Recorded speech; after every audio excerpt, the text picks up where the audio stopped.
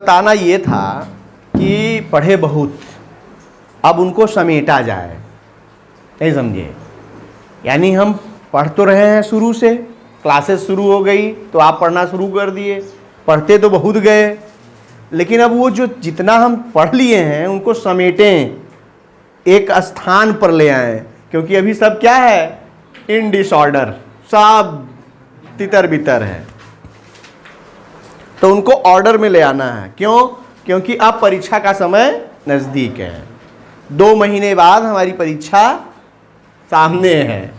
तो 2 महीने के पहले अभी हमारे पास इतना समय पर्याप्त है कि हम अभी से यदि शेड्यूल में हो जाएं, शेड्यूल यानी समय सारिणी में अपनी लिमिटेशन बना दें, अपना दायरा फिक्स कर लें कि अब हमको क्या करना है, जितना अभी तक पढ़ा उन सब को अब क्या करना है, एक जगह स्थिर रखना है, क्योंकि अब उसका प्रयोग अब एग्जाम में होने वाला है।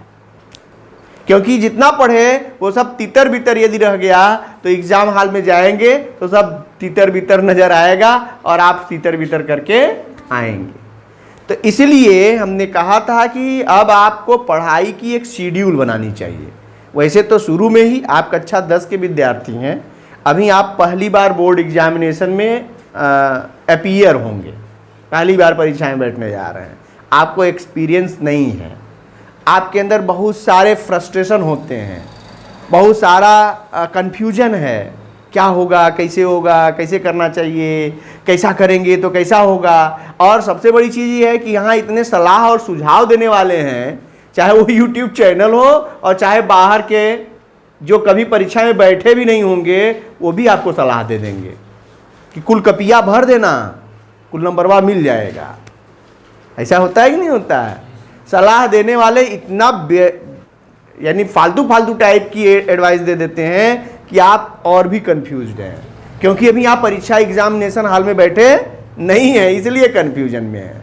जो बच्चे बोर्ड परीक्षा दे लिए हैं, इंटरमीडिएट के विद्यार्थियों को ये बात पता है कि बोर्ड में क्या कैसे होना है, वो अपने आप को सेटल किए हैं। बस फिर से वही बात कि हम सारी चीज़ों को एक सिस्टमेटिक वे में कैसे तैयार करें ताकि परीक्षा में जाकर उनका सही से प्रदर्शन या उनका सही जो है प्रस्तुतिकरण करके आए, प्रेजेंटेशन अच्छी हो एग्जामिनेशन में। अब इसकी वो तैयारी कर रहे हैं और आप तो हर चीज़ को लेकर उहाफो की स्थिति में है कि क्या होगा, कैसे होगा, क्या करना चाहिए। तो कुछ नहीं करना है, आप दिमाग में रखिए कि जो आप होम एग्जामिनेशन देते हैं वही आपका बोर्ड एग्जामिनेशन है। बल्कि होम एग्जामिनेशन से और भी अच्छा और बेहतर वातावरण में परीक्षा होती है बोर्ड की, क्योंकि बोर्ड में सारी चीज़ें एकदम नीट एंड क्लीन होती हैं। उत्तर प्रदेश सरकार के द्वारा इसके लिए बहुत अच्छी तैयारी की जाती है और एकदम साफ सुथरी व्यवस्था, पुलिस और प्रशासन की देख रेख में कोई आपको डिस्टरबेंस ना हो, आप अपनी सारी चीज़ों को सही ढंग से कर पाएँ। सीसीटीवी कैमरे की निगरानी में एक कक्षा में 2 कक्ष निरीक्षक ड्यूटी करते हैं। आपको कोई समस्या है, आपका सहयोग करने के लिए आंतरिक सचल दल का दस्ता अलग बनता है। शिक्षक को कोई समस्या ना हो इसके लिए अमोचक दल नियुक्त किए जाते हैं। यानी वहाँ इतना पारदर्शी ढंग से परीक्षा होगी कि आपको पता ही नहीं चलेगा कि हम पढ़ रहे हैं कि परीक्षा दे रहे हैं। आप जैसे अपने घर में पढ़ते होंगे अकेले बैठ के, उस तरह का एकदम शांत वातावरण मिलेगा। यानी पूरा का पूरा आपको समय मिलता है कि आप अपने आप को कंसंट्रेट करिए और जितनी बातें आपसे पूछी गई हैं पेपर में उनका आंसर आप सही ढंग से दीजिए। इसका आप कितना फायदा उठा पाएंगे ये अब आपके ऊपर डिपेंड करता है। और ये उन बच्चों के लिए बड़ा इजी होता है जो बच्चे रेगुलर स्टूडेंट होते हैं, नियमित अध्ययन करने वाले विद्यार्थी। यदि कुछ चीज़ें भटक भी गई हों तो वो परीक्षा हाल में केवल दिमाग को कंसंट्रेट करेगा तो सारी बातें वहीं पर रिमाइंड होती हैं, रिकॉल होती हैं। यदि आपको इसका परीक्षण करना हो तो अभी आप अपने प्री बोर्ड एग्ज़ाम और अपने छमाही परीक्षा के या हाफ ईयरली एग्जामिनेशन में आप इसका परीक्षण करिए कि जिस क्वेश्चन का आंसर आपने नहीं पढ़ा या नहीं आ रहा है, चैप्टर पढ़ा है आंसर नहीं आ रहा है, आप परीक्षा हाल में बैठिएगा, धैर्य के साथ स्वतंत्र वातावरण में रहेंगे, कहीं आपका डाइवर्जन ना हो या किसी बच्चे से पूछने उछने के चक्कर में मत पड़िए। आप अपने ऊपर विश्वास करिए और दिमाग को धैर्य रख के यदि आप उस पर फोकस करेंगे तो निश्चित है कि आपको उससे रिलेटेड आंसर रिमाइंड होगा, रिकॉल होगा। इस तरह से ही एग्जाम दिए ही जाते हैं। अभी तो आप किताबों में सिमट कर हैं, जब आप कॉम्पिटिटिव एग्जाम में बैठेंगे तो कॉम्पिटिटिव एग्जाम में क्या होगा कि ढेर सारा ब्रॉड सिलेबस होता है, कहां से कौन सा क्वेश्चन पूछा जाएगा इसकी कोई गारंटी नहीं है। तब क्या होगा, तो जितना आप पढ़े हैं उन सब को, यानी जीरो से लेके अब तक जितना पढ़ा, जैसे मुझे किसी कॉम्पिटिटिव एग्जाम में बैठना है तो उन सारी चीजों को रिकॉल करना है, पिछले कितने वर्षों से मैंने क्या क्या पढ़ा उस सब को एक जगह इकट्ठा करना है। तो इनके लिए किसकी जरूरत है, केवल और केवल धैर्य और कंसंट्रेशन की, एकाग्रता और धैर्य की। पेशेंस और कंसंट्रेशन है तो आप परीक्षा हाल में किसी भी प्रश्न का उत्तर दे कर आएंगे। ये सबके अंदर होना चाहिए। ये कैसे आएगा, ये अभ्यास से आएगा। और ये कैसे किया जाएगा, ये बाय प्रैक्टिस। इसीलिए मैंने कहा था कि आप अपनी पढ़ाई का एक शेड्यूल अब बिल्कुल फिक्स करिए कि हमें प्रत्येक सब्जेक्ट को 1 घंटे घर पर जरूर देना है। अब 1 घंटे क्या देना है, अभी तक क्या था कि ये आपको क्लास वर्क मिला है, ये आपको होमवर्क मिला है, आप उसी पर सिमट कर रह गए थे ना। 1 घंटे में क्या है कि जो स्कूल का काम था, जो है होमवर्क मिला था, जो कुछ भी काम मिले थे करने के लिए, वो आप पूरा करने के चक्कर में अपना घर का समय पूरा उसी में लगा देते थे। अब उस पर नहीं लगाना, उसी पर केवल उस पर लगाना है, लेकिन केवल उसी पर नहीं लगाना है। उसके अलावा अब हमको रिवीजन पर भी फोकस करना है। चैप्टर 1 से शुरू करिए। चैप्टर 1 में जो चीज़ें पढ़ाई गई हैं उनको शार्ट में, ऐसा नहीं कि डिटेल पढ़ेंगे, क्योंकि उन सारी चीज़ों को दोहराने का मतलब ये नहीं होता है कि आप डिटेल पढ़िए, क्योंकि आप डिटेल नहीं पढ़ सकते। अब तो डिटेल पढ़ते पढ़ते इतना समय लगा, 2 महीने में आप कितना डिटेल पढ़ेंगे, तो डिटेल नहीं पढ़ सकते। लेकिन उनका एक जो है समराइजेशन कर सकते हैं, सारांशीकरण करिए उसका, यानी उसको शार्ट में पढ़िए, उसका पूरा समरी पढ़ने का प्रयास करिए, समझने का प्रयास करिए। कुछ नहीं कर पाते हैं तो जैसे अंग्रेजी विषय की, ये सारे विषय की बात कर रहा हूं मैं, ये केवल अंग्रेजी विषय में अप्लाई नहीं होगा, सारे सब्जेक्ट की बात हो रही है आज। ये आप समझिए कि होल क्लास हो रही है। आज ये हिमांशु वहाँ था, आज एक विद्यार्थी, हमसे 2-3 विद्यार्थी कुछ मिल गए, पीसीएस की तैयारी करने वाले विद्यार्थी मिल गए, और उन सब से मेरी लंबी वार्ता हुई, घंटों में खड़ा होकर बात कर रहा था। और सबकी बातें क्या थी, उनका एक निचोड़ ये था जो मैं आज यहाँ तुम लोगों को भी बता रहा हूँ। ये मैं हमेशा बताता रहा हूँ अपने विद्यार्थियों को। मेरे 20 साल का अनुभव है, और उस 20 साल के अनुभव में पता नहीं कितने विद्यार्थी कितने क्षेत्रों में हैं, इनकी गणना मैं भी नहीं कर सकता। पता नहीं कितने जो है वो मेडिकल फील्ड में है, तो कोई जो है क्या कहते हैं, अभी आज हम आए हैं वहाँ से ना, बात कर रहा था ना रवि, एक लड़के की बात कर रहा था, रवि पटेल एक लड़का था, बहुत पुराना विद्यार्थी, आर्थिक रूप से कमजोर विद्यार्थी, और वो अक्सर मुझसे फ़ोन करके बात करता रहा है। जब कोई भी अवसर आए, टीचर्स डे हो और क्या कहते हैं मेरे बर्थडे का वो हो या कोई विशेष अवसर पर, वो मुझे ज़रूर कॉल करता था। दिन भर न फुर्सत मिले तो रात में ज़रूर फ़ोन करता था। रवि पटेल एक साधारण सा लड़का, एकदम सिंपल, और इतना गरीब परिवार का, आर्थिक रूप से इतना कमज़ोर। यानी एक दिन हम ऐसे बात बात में कुछ कह रहे थे तो भावुक होकर रोने लगा कि सर इस तो लगता है कि आर्थिक कमजोरी हम लोगों को आगे बढ़ने नहीं देगी। अब उस लड़के ने कितना हिम्मत किया, जा करके बीएचयू में जो है एडमिशन हुआ उसका, बीएचयू में पढ़ा, बनारस में रहकर काफ़ी तैयारी किया, जेआरएफ क्वालिफाई किया। जेआरएफ करने के बाद उसको गवर्नमेंट से पैसे मिलने लगे, वो फिर तैयारी करता रहा, बीएड किया, पीएससी की तैयारी, यूपीएससी की तैयारी करता रहा, पीएससी में प्री क्वालिफाई किया। अभी आज बात कर रहा था, ये सारी बातें उसने बाद में बताई, आया तो हमको याद आया, वहाँ बात हुई तो रिमाइंड हो गया। आज हम फ्री थे तो हमने कॉल किया तो वो उठाया, तो उसने पहले तो पहचान नहीं पाया, नंबर चेंज हो गया है मेरा, तो वो जो है जब मैंने बताया तो अरे सर आप, हम कहे हाँ कहाँ हो, बताया कि मिर्ज़ापुर में है। उनका मिर्ज़ापुर में क्या कर रहे हो, वो बनारस छोड़ दिए क्या? कहा नहीं सर, यहाँ मैंने वो जॉब जो है ज्वाइन कर लिया ना। हमने कहा कहाँ? कहा यहीं आरटीओ ऑफिस में हो गया। आरटीओ ऑफिस में ज्वाइनिंग कर चुका। तब उसने सारी अपनी डिटेल मैंने पूछा, बताओ, बताए नहीं तो मिठाई मेरी, बहाना, एक बहाना मैंने अप्लाई किया कि मेरी मिठाइया मिठाई में बेईमानी करोगे क्या? अरे नहीं सर, आपको आपका कोई हम ले सकता है और मैं आपका ले लूँगा, वो तो आपका हक है, वो ज़रूर पहुँचेगा। आप देखिए फुर्सत नहीं मिल रही, साल भर से घर नहीं गया हूँ, यानी यहीं बगल में घर नहीं आया है 1 वर्ष से। कहा 2 महीने हुए ज्वाइनिंग किया है और अभी एग्ज़ाम था, पीसीएस प्री क्वालिफाई कर लिया था, बिहार पीसीएस क्वालिफाई कर लिया था, मेंस में छटा है। यानी प्री क्वालिफाई करने के बाद मेंस छट गया, नहीं वो पीसीएस रैंक का अधिकारी होता इंटरव्यू दे करके। और अभी बता रहा था केवीएस का उसने दिया। कह सर ये तो ज्वाइन इसलिए कर लिया कि इसमें मिल रहा था, तो हमने कहा पहले इसको पकड़ा जाए। भाई अपने आर्थिक रूप से मजबूत रहेंगे तब ना कुछ कर पाएंगे, और जानते ही हैं घर की परिस्थिति ऐसी नहीं है, इसलिए मैंने इसको ज्वाइन कर लिया। अभी केवीएस का रिजल्ट आने वाला है, आप लोगों का आशीर्वाद रहा तो उसमें ही हो जाएगा। और उसके अलावा हमारी पीसीएस तो तैयारी चल रही है, समीक्षा अधिकारी की वो आई है, वैकेंसी आई उसको, यानी उसने अपनी सारी डिटेल बताई। जो लड़का परमानेंट इसी पर लगा हो, हमने उसको एक सलाह दिया, हमने कहा बढ़िया जॉब करनी है तो जेआरएफ क्वालिफाई किए हो, अब तुम जो है उसके चक्कर में पढ़ो, असिस्टेंट प्रोफेसर के चक्कर में पढ़ो, टॉप क्लास की फर्स्ट क्लास की नौकरी है, या तो फिर पीसीएस रैंक का कोई फर्स्ट क्लास का अफसर बन जाओ, प्रशासनिक अधिकारी बनो, 2 ही तो पद हैं। मेरे जीवन का जो लक्ष्य रहा वो यही 2 रहा, उनको नहीं मिला। एक के लिए तो तैयारी का अवसर ही नहीं मिला, और एक के लिए मैंने प्रयास तो किया, पीएचडी तक किया, नेट क्वालिफाई नहीं कर पाया और उसके लिए भी समय नहीं मिला, लेकिन वहां पहुंच नहीं पाया, बस लिमिटेड रह गया। लेकिन वास्तव में टॉप क्लास की नौकरी तो असिस्टेंट प्रोफेसर या प्रोफेसर की होती है, और या तो फिर फर्स्ट क्लास के ऑफिसर की होती है। अरे ऑफिसर हैं, 10 लोग आगे पीछे चल रहे हैं। खैर उसको मैंने सलाह सुझाव दिया कि सर आपका आशीर्वाद रहा तो होगा।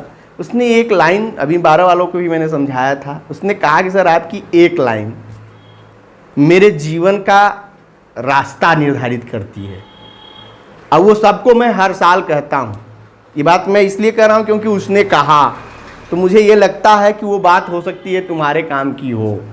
भाई ऐसे तो मैं कहता ही हूँ, लेकिन वो गंभीर नहीं है, वो वजन नहीं है उसमें। लेकिन किसी और ने ये बात कही तो वो वजन है, कि उस वजन को उसने महसूस किया है।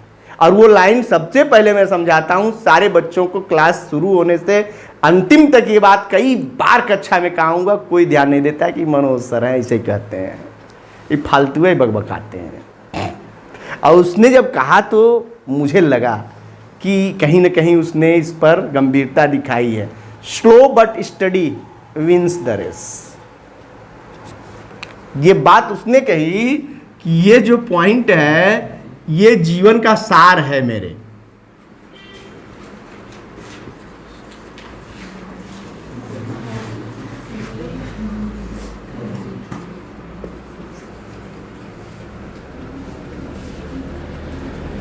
ये मैं इसलिए बताना चाह रहा हूं कि आप गलतफहमी में हैं, आप ही नहीं 90% स्टूडेंट गलतफहमी में है। मैं उस रास्ते से गुजरा हूं और मुझे वो बात पता है, मैंने वो गलतियां की हैं, इसीलिए मैं आपको आगाह करता हूं कि आप ये गलती मत करो। और ये गलती नहीं करेंगे तो हो सकता है कि आप एक अस्थाई जीवन जी पाएं, अन्यथा भाग दौड़ की ज़िंदगी में हो सकता है मेरी तरह ऐसे 4-6 बच्चों के साथ जीवन कटेगा। हमारी ज़िंदगी खराब नहीं है, इस चक्कर में मत रहना, आई एम वेल सेटिस्फाइड। लेकिन आज के परिवेश के हिसाब से हमारे लिए सबसे महत्वपूर्ण होता है कि हमारी एक अच्छी प्रतिष्ठित पद हो और एक अच्छा वेतनमान हो। ये वास्तव में ज़रूरी है, और इसके लिए ज़रूरी है कि आप जहाँ हैं वहाँ आपकी कंटिन्यूटी बरकरार हो, और इसके लिए आप बढ़ते रहिए। अन्यथा जीवन तो कौन नहीं जी लेगा, नौकरी नहीं मिलेगी तो जीवन नहीं जी सकता क्या कोई? सब नौकरी वाले नहीं हैं, हम नौकरी के लिए पढ़ ही नहीं रहे हैं पहले, तो ये बात भी आपको दिमाग में निकाल देनी चाहिए। वही जय केसरी अभी कह रहा था, वो भी पीसीएस की तैयारी कर रहा है, जय केसरी ने भी यही बात कहा। बोलो, हम कितनी बार हमने कहा है कि नंबर मायने नहीं रखते, नंबर तो तुम्हारे पीछे चलता है। तुम यदि केवल इसलिए पढ़ते हो कि हमारे परीक्षा में बड़े अच्छे मार्क्स आ जाएं, तो इसको अपने दिमाग से निकाल दो, क्योंकि तुम अच्छा पढ़ोगे तो मार्क्स तो अच्छा अपने आप आएगा। तो हम क्यों इसके चक्कर में पढ़ रहे हैं? और दूसरी तरफ जो आजकल के विद्यार्थियों की एक होड़ है, हम कितना जल्दी उससे कितना जल्दी ये काम कर लें, हमारा ये वाला उत्तर उससे जल्दी हल हो जाए। ये तुम्हारा दोष नहीं है, पढ़ाने वालों का भी है। पॉइंट ये भी है क्योंकि वो बच्चों में ये क्रिएट करते भी हैं कि आप इनसे आगे चलिए, इनसे कमजोर हो गए, ये नहीं कर पाए, इसको ऐसे करो और जल्दी करो। ऐसा कुछ नहीं है। हमको करना है, जल्दी नहीं करना है, करना है। जल्दी मतलब क्या, पैदा होते ही डीएम बन जाएंगे? बहुत जल्दी किए तो बताओ, उसकी भी क्वालिफिकेशन डिसाइडेड है कि ग्रेजुएशन करिए, ये एग्जाम तैयारी करिए, ये पढ़िए, वो पढ़िए। भाई कितना जल्दी करेंगे आप? वो जो टाइम डिसाइडेड है उससे जल्दी आप नहीं कर सकते। इसलिए आप दिमाग से पहले ये निकाल दो कि हम कोई भी काम बड़ा जल्दी कर लेते हैं तो हम बड़े तेज हैं। यही दिमाग से पहले निकाल दो। हम काम कर लेते हैं, ये हमारी खूबी होनी चाहिए, ये हमारी स्किल है। हम काम को जल्दी करते हैं, ये हमारी खूबी नहीं है। यही नेगेटिव पॉइंट है और सारे बच्चे इसी में फंसे हैं कि हम उससे आगे कर लें, हम उससे आगे कर लें। तो ये क्या होता है, फास्ट चलने वाली बात हो गई। जबकि यहाँ ये फार्मूला एक ही बात बताता है कि आप स्लो रहिए, स्थिर होकर चलिए, भागते हुए चलने की जरूरत नहीं है। चलते रहिए लेकिन धीमे, किंतु लगातार चलते रहिए। धीमे और स्थिर रह करके कंटिन्यू रहते हुए आप अपने कार्य में लगे रहेंगे तो एक दिन आप लक्ष्य पर जरूर पहुंच जाएंगे। फास्ट चलने की जरूरत नहीं है, इसमें कहीं भी नहीं। कोई फार्मूला ये नहीं कहता कि आपको फास्ट चलना है। केवल एक फार्मूला कहता है आजकल का ये परिवेश, तेज चलो। अरे इतना धीरे चलो कैसे होगा जी? नहीं, आप चलते रहिए। केवल मैं इसी से हट के कहता हूं, मेरी बात ये हट के है। आज के बच्चों को ये बात अच्छी इसीलिए नहीं लगती क्योंकि आज के समय से ये हटके है। फास्ट चलना है, सब यही कहेगा फास्ट चलो, फास्ट। अरे फास्ट नहीं, हमको चलना है, कंटिन्यू चलना है, धीरे धीरे ही कंटिन्यू चलना है। ये जो है, जहां तक चलते रहो कंटिन्यू। रुकोगे तो फंस जाओगे। हमें चलना है। और तेज चलने वाला क्या करता है, यही गलती है कि बहुत तेज चलने के बाद वो एक जगह जाके आराम करेगा। वही कछुआ और खरगोश वाली कहानी में फंसेगा। ये पक्का है, वो कहानी नहीं है, वो जीवन का सार है। ये मुहावरा नहीं है। इसको आप उतार कर देखिए, ये आपके जीवन को बदल भी सकता है। जैसा कि आज रवि ने मेरे दिल को जीता कह के, तो उसके जीवन को बदला उसने। भाई अभी तो केवल किनारा दिख रहा है। मैंने कहा कि जिस दिन पीसीएस बन जाना उस दिन अब आना तुम मिठाई लेके। अब मिठाई नहीं चाहिए, पीसीएस ज्वाइनिंग करना और तब आना। हृदय से लगाऊंगा, तब महसूस करूंगा कि नहीं अब सही हुआ है। अभी कमजोरी है। भावुक बहुत जल्दी हो जाता है। भावुक विद्यार्थी पहले से रहा है, बहुत जल्दी भावुक हो जाता है। भाई ये ऐसा नहीं है कि मैंने कुछ कर दिया उसके लिए, ये उसकी अपनी प्रतिभा है जो मेरे में से कुछ पाया और लेकर आगे बढ़ गया है। मैंने कुछ नहीं किया, ना कोई किसी का कुछ कर सकता है, बस एक माध्यम बन सकता है। माध्यम मीन्स गाइडेंस ही करता है केवल। और गाइडेंस बहुत इंपॉर्टेंट होती है। आप किताब पढ़ के कुछ नहीं कर सकते, उसके साथ आपको चाहिए क्या, proper guidance. Hard work and proper guidance go together, ये दोनों साथ साथ चलते हैं। यदि आप बहुत परिश्रमी हैं और आप सही दिशा में नहीं चल रहे हैं तो आपका परिश्रम व्यर्थ चला जाएगा। और आप परिश्रमी हैं और दिशा सही चल रही है, ठीक वैसे ही जैसे कोई घोड़ा दौड़ रहा हो, दौड़ने दो, पूरी दुनिया दौड़ लेगा, कभी रेस जीतेगा? और उसको ले जाकर रेस में खड़ा कर दो और उसको बताओ किसी सीध में दौड़ना है, तो जो दौड़ने वाला है वो विजेता घोषित होगा। परिश्रम कर रहा है दोनों, एक जो दुनिया घूमेगा वो भी, और एक जो है दौड़ में दौड़ेगा। दौड़ का सही सदुपयोग कहाँ करना है, परिश्रम कहाँ करना है, कैसे करना है, it is the most important point, जिसको सब मिस कर देता है। इसीलिए परिश्रम व्यर्थ चला जाता है। बात समझ में आई? वही आज गाइडलाइन आपको बताने आया हूं। आज की वीडियो इसी पर जा रही है, इसीलिए आज का पूरा सेशन इसी के लिए लिया है मैंने, कि आप समझिए कि आपका परिश्रम तो चल रहा है। अभी तक तो हमने एक रूटीन बनाया था, सबको पता है कि सोमवार को ये पढ़ना है, मंगलवार को ये पढ़ना है, बुधवार को ये, हम इस रूटीन में चलते रहे, सब सेट हो गए हैं। पहले ये भी सेट नहीं था, अब ये सेट इस साल कर लिए। फिर अब क्या है कि अब उस सेट तो हो गया, लेकिन वहीं करने से काम नहीं होगा, उसको फिर एक रूप देना पड़ेगा। और वो स्वरूप क्या है? रिमाइंड करना, रिकॉल करना, रिवीजन करना। क्योंकि सब पढ़ के क्या करेंगे जब वो रिवीजन ही नहीं होगा, प्रॉपरली रिवीजन नहीं होगा तो वो चीजें आपके साथ नहीं होती। एक बार में पढ़ी हुई चीजें केवल 30 से 40% आपके मस्तिष्क में जाती हैं। यदि आप ये सोचते हो कि एक बार में हो सकता है कोई एक्स्ट्रा ब्रिलियंट हो, नो डाउट, लेकिन वो भी नहीं होता, क्योंकि आपकी उम्र में क्या है कि ये अभ्यास है। अभी यदि आपने अभ्यास सही से किया है तो आगे चल के हो सकता है कि आपको एक बार में कोई भी बात कवर हो जाए, लेकिन वो भी 100% नहीं होती। और पहली बार में 30 से 40% ले आना यानी आपने बहुत अच्छा कर लिया, और दूसरी बार में आपने यदि 60% किया तो बहुत बेहतर है, और ये 3 बार कर लिया तो और भी बेहतर है, क्योंकि अब वो इंप्रूवमेंट में है। और यदि कहीं वो अस्थाई हो गया तो जीवन पर्यंत काम आने वाली चीज है ये।